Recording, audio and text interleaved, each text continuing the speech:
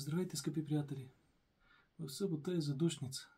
Един ден изпълнен с толкова много емоции, важен ден, в който си спомняме за тези, които са били и са част от нашия живот, които сме обичали, които обичаме, с които очакваме някога пак да се срещнем. Прииска ми се да си кажем няколко прости практически неща за това какво можем да направим за тях и какво в никакъв случай не трябва да правим в тяхна памет. Две са основно нещата, които те очакват от нас. Едното е молитвата. Впрочем, където и да се намира душата на човека след смъртта си, тя винаги се моли за тези, които е обичала. И ако предстои пред Бога, и дори ако се намира на дъното на преизподнята, ние виждаме в притчата за Лазар и богатия, че богатия е разделен от праведниците, но въпреки всичко вика за своето семейство. Та където и да се намира душата, след смъртта тя винаги се моли за своите хора и очаква те да се молят за нея.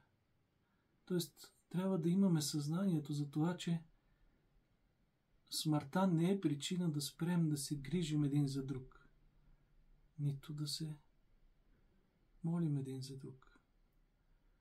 А първо от всички молитви е Светата литургия. Тя е таинство на таинствата.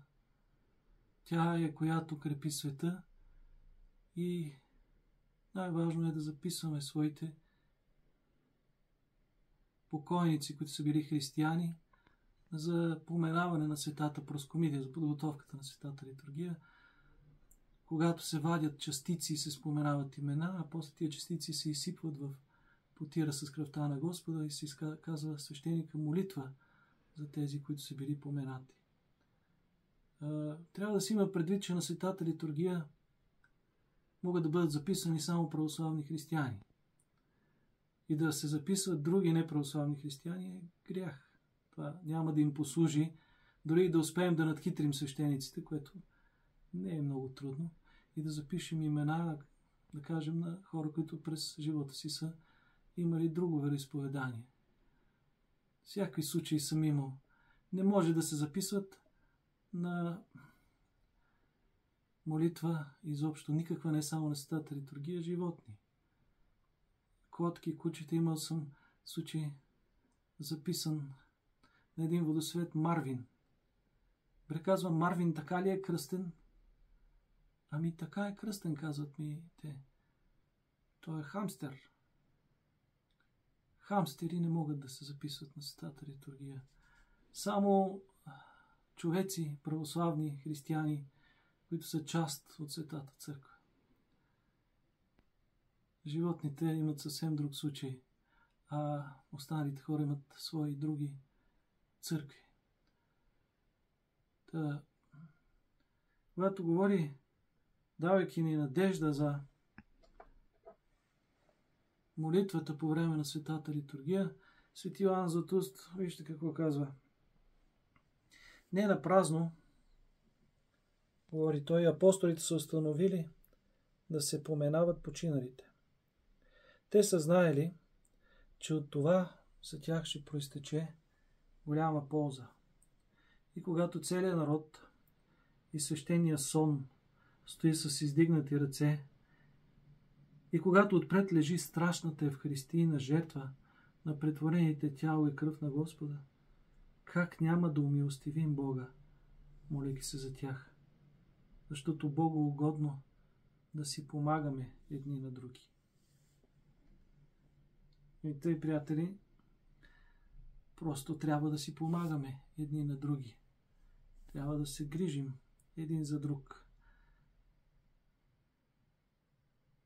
Толкова е важна Светата литургия, че ще ви прочета един случай има от житието на преподобния Алексий Голосеевски. Това е един светец, който е съвсем неизвестен в България. Житието му го има на руски, който иска, може да си го намери. Една не е мъничка книжка, за да види какви хора, какви светци може да има в края на 19 век и началото на 20. Така както и да е, преподобния Алексий Голосеевски се грижил за мощите на свети Теодосий и Черниговски. Във времето, когато те били вече извадени и се предстояло свети Теодосий да бъде канонизиран. И преподобния Алексий участвал в преобличането на светеца и пазал мощите му. И един път през нощта той задремал близо до тях и видял свети Теодосий как стои пред него. И му рекал: благодаря ти за труда, който положи за мене. Моля те също и когато служиш светата литургия, защото свети Алексий бил иеромонах, да споменеш и моите родители. И после му дал имената. Имената са Никита и Мария, прочим. А тях свети Алексий чувал за пръв път. И се удивил. И рекал: как ти, светителю, молиш за моите молитви, когато ти самия стоиш пред небесния престол и подаваш на хората благодат от Бога? Свети Теодосий отговорил: да, това е вярно, но все пак приношението на светата литургия е по-силно от моите молитви. Можете ли си представите какво е казал светеца?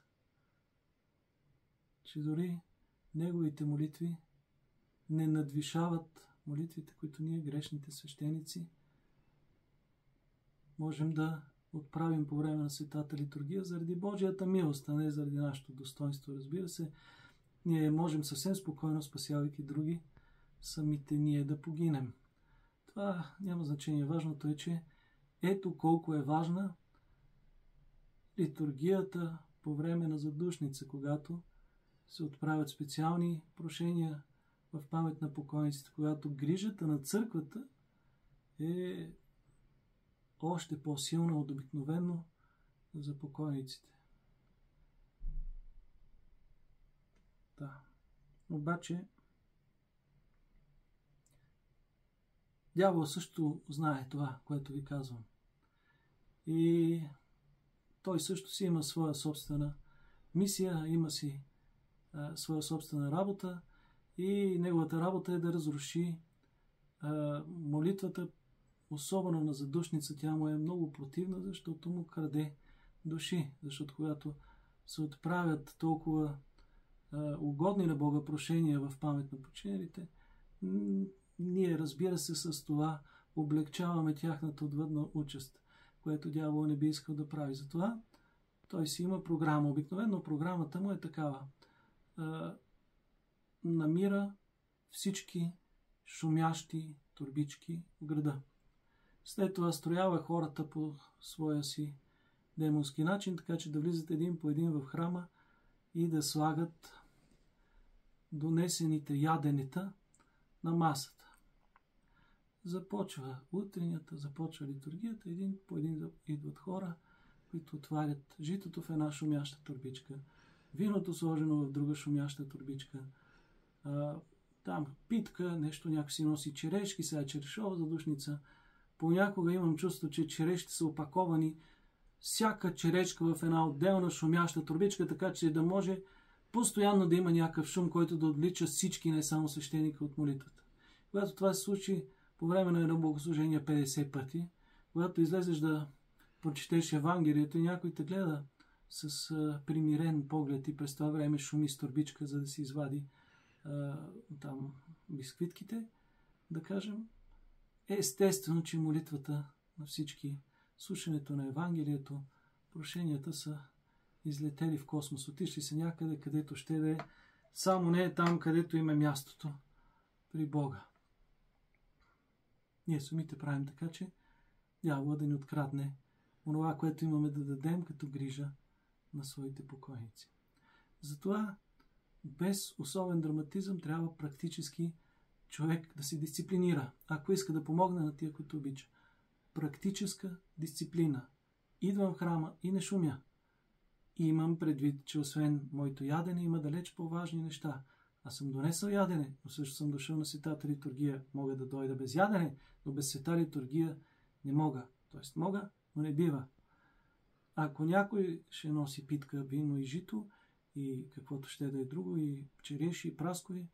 Ще ги носи и ще ги слага тогава, когато това няма да пречи на светата литургия. Ако ще да ги раздаде след това, но първостепенно и най-важно е онова, което принасяме на Бога и което се претворява в тяло и кръв Христови, да стане по най-внимателния начин. По най-внимателния начин да стане. Пък после, нека всеки си ходи на гробища и да раздава. Като раздава, трябва да си има предвид второто, освен молитвата, че добродетелността не се състои в това да се занесе ядене на гроба на покойния. Това не е милосърдие, това не е нищо. Някога, вероятно, във времето, което ние не помним, имало трапези на гробища, на задушница, при погребения, раздавал се на сиромаси. Тези трапези, които се извършват почти вакханални на гробовете на близките ни, са абсолютно ненужни. Чувал съм много хора да казват, първо трябва да им се даде на тях и се започва. Слагат се пред паметника там, на паметната плоча отпред, като някакво приношение. Слагат се кюфтета. Той обичаше кюфтета, обичаше рис, обичаше пълнени чушки, обичаше да пие ракия. Слага се ракия, слага се разредител, защото пък да не се напие. Слага се цигари, пали се цигара, бъде с цигарата. От едната страна гори свеж, от другата страна гори цигара. Всичко това, освен цигарите, всичко останало е храна за катериците, за кучетата и за гълъбите, не за покойниците. Нямате представа понякога колко са нахални гълъбите на задушница. Гълъби ревниви, имаше една песен на Сигнал. Записвам си тук, защото всички едновременно суеверия може и да не се сета. Да затова си записвам. Имал съм случаи. Спомня си, ни хора изобщо не казаха ми, бабата прави на дядото панахида, а всичките й деца невярващи. Казват, ние сме невярващи, заради бабата дойдохме. Добре, казвам, отстранете се, ние с бабата ще отслужим панахида. Направили една, целият гроб се превърнал в шведска маса. Дед казват хората, само хляб няма, всичко друго има. Всичко, което сете, луканки, морски дарове, зеленчуци, плодове, всичко. Те стоят. Аз пея, благословен си Господи, научи ми оправданием Твоим. Те пушат цигари. По едно време спирам и викам, бе, момчета, вярвате, не вярвате. То е въпрос на възпитание, бе. Що за идея е това, да не вярваш нищо, ама да дойдеш на умрелия си баща, да се наядеш на гроба му и да се напиеш и да се напушиш, бе? Каква е тая идея? Какво мисли човек? Как разсъждава? Какъв е неговия свят? Луда работа. Знаете ли какво съм виждал още на гробища? Рожден ден. Вие виждали сте рожден ден на гробища? Лятото, жесток рожден ден. С такива хората с... как се казват? Едни такива хартияни трудо и те се развиват. И с хартияни тия шапки триъгълни отгоре, а имаше едно зайче. По-бански зайче на как се казва, на плейбой. На плейбой зайче с розови такива, тук си направила, да си мушнеш личицето и отгоре зайче с розови ушички. Рожден ден на гробища. До такава степен не можем да се откъснем от този свят. Нищо не може да направим с този свят. И въпреки всичко купнеем за него, дори след смъртта, същите ни простотийки се промъкват, желания да се увековечат. Няма да се увековечат. Няма. Какво да правим на гробища? Какво да правим? Като идем. Като няма да ядеме, вижте сега как като махнеш този свят, извъж връзката с другия свят, изчезва. Значи, отиваме там, няма да ядеме, отиваме там, няма да пушиме, няма да си приказваме глупости. Какво ще правим на гробища? Ами, ще се помолим пак. Има акатист за починал, за който не знае, да си го намери в интернет, който акатиста му е дълъг, да ми напише, ще му прата канон, който е по-кратък. някъде да ми напише на месенджер, примерно във Фейсбук, да ме намери и да ми напише, му пратя канон по-кратък, само и само. Ами хората събират, за да се молят. Затова отиват на гробища. И да почистят гроба. И да не слагат там, да не го превръщат в свинщина някаква. От ядене и от пиене и от... Не, каквото и да правим, яденето и пиенето винаги ни е първостепенно. Да. Първа задушница прави ли се? Това е значи на едно от най-устойчивите суеверия, които съм виждал в живота си. При всички уговорки за червените конци, за уроките, за късмета, все пак първата задушница е моя фаворит на глупостта на глупостите, в които вярваме. Първа задушница не се прави, може да го чуете от сериозни глобари. Отивате, сериозно имам предвид, че докато ви заравняват гроба или докато поставят покойника ви в пръста, пият вино или бира и с сериозен тон казват: първа задушница, нали знаете, че не се прави. Казвам на един: бе, кой ти каза това нещо? Аз съм го чувал от стари попове, не от такива като тебе. Значи, помислете, всичко, което си говорим, трябва да бъде проверявано с въпроса защо. И защо да не се прави първа задушница? Когато спомена за починалия е толкова пресен, когато мъката е толкова силна, когато емоциите бушуват в нас, ние ще се затворим и няма да почетем мъртвеца си, но покойника си, отишлия си, аз ще го почитаме, когато стана 20 години. Идват при мен и ми оставят в понеделник 20 години от баща ми да прочетеш молитва. Виж и да ти това е 20 години. Любовта не има срок на годност. Любовта не трябва да има срок на годност. 20 години, 30 години. Баща ви си ви е баща. Чака от вас. Ако любовта ни струва само 20 години, тя не струва нищо. Ако любовта ни не е вечна, любовта ни не струва. Не струва. Да се къпе ли човек на този ден на задушница? Това с некъпането е друга философска система. Това е хипария някаква. Иначе човек се къпе.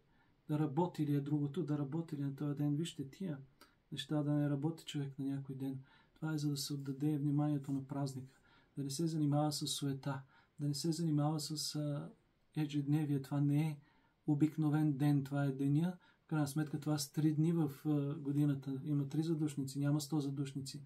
И може и трябва този ден да бъде посветен на нашите си хора. Така че да се работи ли, не е въпрос да се работи или не, да се къпи или не, а да се отдаде вниманието на тези, които обичаме. И има още други такива. Може ли бременна да ходи на гробища? Може. Ще няма остане детето и покойните, и живите, и тия, които се раждат, но не са се родили още, и тия, които са си отишли, но ще възкръснат и едните, и другите имат нужда от нашата любов.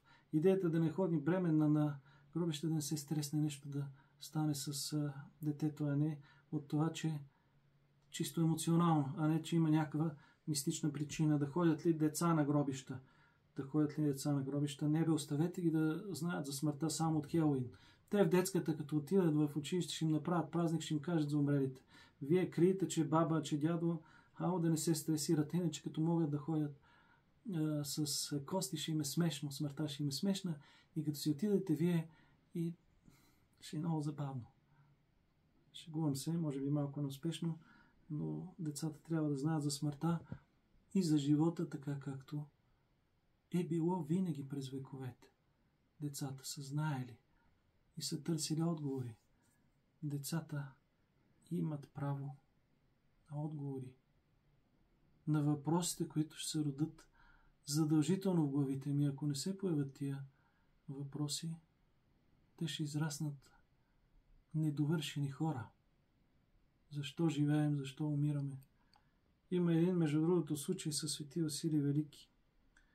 Свети Василий Велики. Само да ви кажа преди това, назаем дава ли се? Има такова суеверие. На задушница не се дава назаем, защото няма да си получиш обратно. Тия суеверия трябва да бъдат проверявани преди всичко това зависи от човека, на който ще дадете парите си, а не от деня и не от покойниците. Но проверявайте автентичността на тия неща, като казвате преди това Отче наш, и прости нам дълговете ни, както и ние прощаваме на нашите длъжници. Сакън пък, ако не ви върнат парите, има надежда да си ги намерите в небесната банка. Както и да е, това е по-маловажно, а по-важното беше да ви кажа за Свети Василий Велики. Свети Василий Велики много обичал своя учител в Атинската школа, от университета, който се казвал Евул, който му предавал по философия. И така, Свети Василий бил завършил тогавашния Харвард, да кажем, ама далеч не изглежда така, както изглеждат днеска харвардските възпитаници, ами бил един наистина твърде образован човек. Върнал се при своя учител, за да му проповядва за Христа. Защото му било мъчно толкова интелигентен човек, какъвто бил Евул, да погива в езичеството. И започнал Свети Василий да го търси в целия град. Накрая го намерил да беседва с философи, други философи за някакъв важен предмет. И като се заслушал в спора, без да открива името си, Свети Василий влязал в разговор с тях, разрешил трудния въпрос, който коментирали, и от своя страна задал друг въпрос. А слушателите недоумявали кой би могъл така да отговаря и да възразява дори на прочутия Евул. И като го попитали кой е тоя, Евул отговорил: или някой Бог е слязал при нас, или нашия Василий се е върнал. И ето какъв бил Свети Василий. Като го познал Евул, отпуснал своите приятели и ученици и сам довел Василий в дома си, за да прекарат цели 3 дни в беседа, почти без да вкусват храна. И ето това е истинска философия, когато не е за да се правиш на интересен, а просто за да откриеш истината. Накрая Евул попитал Василий, а в какво се състои същността на философията, на което Великият светител отговорил: същността на философията, слушайте това, се състои в това, че тя дава на човека памет за смъртта. Памет за смъртта. Тук ще отворя една скоба. Аз съм виждал много хора, които да се страхуват от гробища. Виждал съм известни, прочути по телевизията говорители, обществени, някакви лидери на мнения, политици, които знаят отговорите на всички въпроси. Нямате представа колко малодушни изглеждат те пред очите на смъртта, за която винаги идва пред очите им като някаква организирана престъпна група, като победа на друга партия на изборите. Напълно неочаквано. Напълно неосновано. Как може такива велики, забележителни, обществени личности изобщо да имат нещо общо с смъртта? Те са безсмъртни. И когато някой им напомни, че не са безсмъртни, на някой от тях, особено цинични по телевизията, ми се искало на мен да ви изповядвам ви като човек. Искал ми се да им кажа, така да ги бутна на гробище, им кажа: кажи нещо цинично, кажи нещо смешно, подиграй се с някой. Не се подиграват с никой. Не се подиграват. Изведнъж са загубили това нахакано усещане за другия, ни треперят. Да. Същността на философията се състои в помненето на смъртта. Ако нямаш отговор на този въпрос, всички други въпроси в живота ти, а всички други отговори са пълна простотия.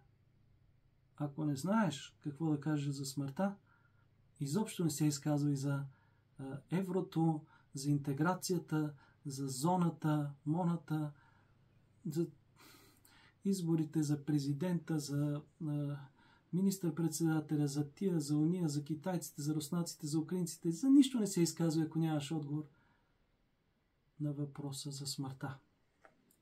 Слушайте нататък историята за свети Василий Евул. Евул започна да говори за нетрайността на този свят и за всичките му утехи, които отначало изглеждат сладки, а след това стават горчиви. И какъв е смисъл, казвал той. И какъв е смисъл от всичките, казвал простичко, от всичките тия неща, да си началник, да имаш власт, да има някакви хора, които ти се кланят, да си богат, да имаш имоти, да имаш любовници, да имаш любовнички. Всички тия неща за какво са? В началото те изглеждат сладки, а накрая на задушница изглеждат горчиви. И свети Василий говорил така. Наред с тези утехи, има утехи от друг род, от небесен произход. Не е възможно в едно и също време да се ползваме и от едните, и от другите, защото никой не може да служи на двама господари. Тоест не може да имаш и земните и небесните утехи. Между другото, ние сме майстори на това нещо. В днешно време църковните хора, православните, които знаем истината, да синхронизираме този свят и ония свят. И ония да вземем, ама и от тук, ако можем нещо да ограбим. Нали помните какво казал мъртви идолски жрец на свети Макарий Велики, че е целият в огън, и свети Макарий го попитал, а има ли някой да е по-зле от вас? Той казал, има. Тези, които са знаели истината, не са постъпвали според нея. Най-малко общократно между Евангелието и между Евангелието и Макиавели няма. Няма. Каквото ще да е, няма. Така казва свети Василий, но ние все пак, доколкото е възможно за хора привързани към житейското, раздробяваме хляба на истинното познание и този, който дори и по своя вина се е лишил от одеждата на добродетелите, въвеждаме под покрова на добрите дела, жалейки го, както жалим някой гол човек на улицата. Тоест и ние проповядваме покаяние. След това свети Василий започна да говори на Евул за силата на покаянието, описвайки веднъж видените от него изображения на добродетелите и на порока, които едно след друго привличат човека към себе си, и изображение на покаянието, около което, като негови дъщери, стоят различните добродетели. Като му говорил, но ние, скъпи Евул, няма защо да прибягваме към изкуствени средства за убеждаване в доброто. Ние владеем самата истина, която може да постигне всеки, който искрено се стреми към нея. Именно ние вярваме, че някога ще възкръснем, едни за живот вечен, а други за вечно мъчение и посрамване. Ясно ни говорят за това пророците Исаия, Еремия, Даниил, Давид, божествения апостол Павел, а също и самия призоваващ ни към покаяние Господ Исус Христос, който е намерил загубената овца и който прегръща с любов връщащия се с разкаяние блуден син, целува го, украсява го със светла одежда и пръстен и прави за него пир. Той дава еднаква награда на душите в 11-тия час и на тези, които са претърпели теготата на деня. Той дава на нас, каящите се и раждащи се от вода и дух, онова, което око не е виждало, ухо не е чувало и човеко ум не е идвало. За това, що Бог е приготвил за ония, които го обичат. Като чул тия думи за Христос, Евул отговорил, явен от небето Василий, чрез тебе и аз вярвам в единия Бог, чакам възкресение на мъртвите и живот в бъдещия век. Ето ти доказателство за моята вяра в Бога. Останалото време от живота си ще прекарам с тебе, а сега желая раждане от вода и дух. т.е. кръщене. Желая. Като чул за безсмъртието, философа казал, ще прекарам с тебе.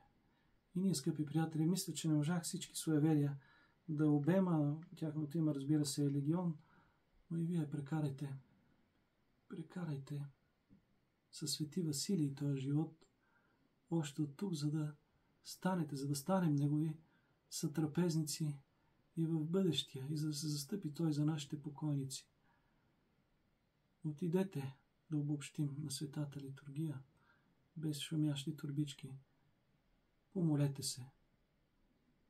Питайте по принцип изповедника си дали не е добре да се причастите на задушница, защото причастието на един член на семейството, казва свети Серафим Саровски, има благотворно влияние не само на близките от около него, но дори и на неговите покойници. Защото той се спасява, а щом той се спасява, значи това има значение и за близките, но ние не живеем в някаква метафизична индивидуалност.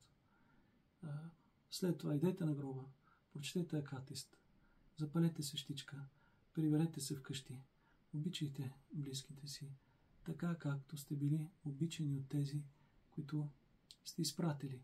Ако случайно те пък не са били в добри отношения с вас, защото живота представя най-различни неща. Дори ако те не са били в добри отношения с вас, опитайте се да намерите нещо добро в тяхна памет и развийте това добро в бъдещите си молитви.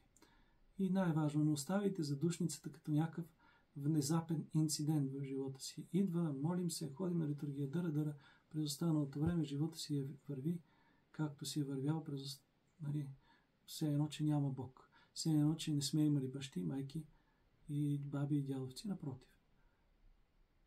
Бъдете добри християни. Направете си ритъм за молитва за покойниците. Направете си ритъм и четете молитви в тяхна памет. Да кажем всяка събота. Говорете си изповедник си, нека той ви каже всяка събота, един път седмицата, или два пъти в седмицата, да четете акатист за починал. Ако акатистът за починал ви се вижда скучен, не е проблем да се помолите на някой мъченик. Мъчениците се застъпват за нас, понеже имат велико дразновение пред Бога. Дори и да не са били кръстени вашите близки, дори те да са били католици, дори да са били протестанти, дори да са били будисти, молитвата на мъчениците може да свърши много за тях. Не е малко, казва си ти си, да преместиш някой от коридора в кухнята, да живее и да спи. Не е малко да го преместиш от кухнята в хола, от хола в спалнята. Така че, четете на мъчениците акатист в памет на своите покойници. Прочетете акатиста на Свети Георги, на Свети Миран, Свети Димитър. Кажете Свети Димитрия, Свети Георгия, Свети Мино. Поменете моите покойници и ги избройте след това. Но не ги оставите само на 3 дни в годината. Тия 3 дни в годината са за да бъдат пик на нашите отношения с покойниците. Не оставите, иде ми да чукам по таблета, като едно време другарката по-английски. Не оставяйте покойниците без молитва. Не ги оставяйте. Не ги оставяйте без добри дела. Ако си спомните, че те имат дълг към някого, дайте на сиромаси. Ако нямат дълг, дайте на сиромаси. И кажете на сиромаха, когото Христос може да припознае като свой малък брат или като самия себе си. Каже, ето ти това, а ти помени. Иван, Петкан, Драган. Така е. Трябва да се научим да виждаме сиромасите, за да се научи Бог да вижда нашите покойници и нас самите. Ето така, приятели. Молитва и добри дела. Чрез молитва и добри дела нашите бащи покойни ще ни научат да бъдем добри християни. Амин.